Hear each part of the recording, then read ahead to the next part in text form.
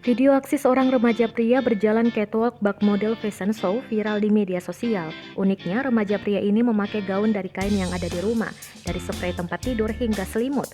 Sosok remaja itu terungkap pertama kali pada video akun TikTok @alan_hadid.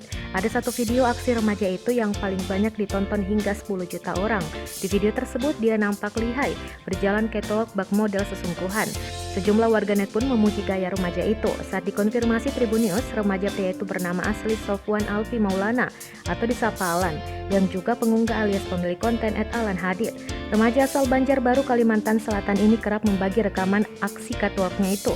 Alan bercerita awal mula membuat konten ala fashion show ini sejak Februari 2021. Ia mengaku memang suka melihat penggelaran fashion show hingga ajang kecantikan.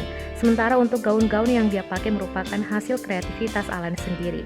Gaun-gaun itu Alan buat dari kain selimut hingga spray dengan cara melilitkan kain ke badannya dengan peniti.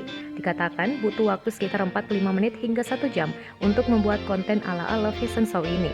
Aksi ala-ala fashion show ini dibuat Alan sebagai konten hiburan saja.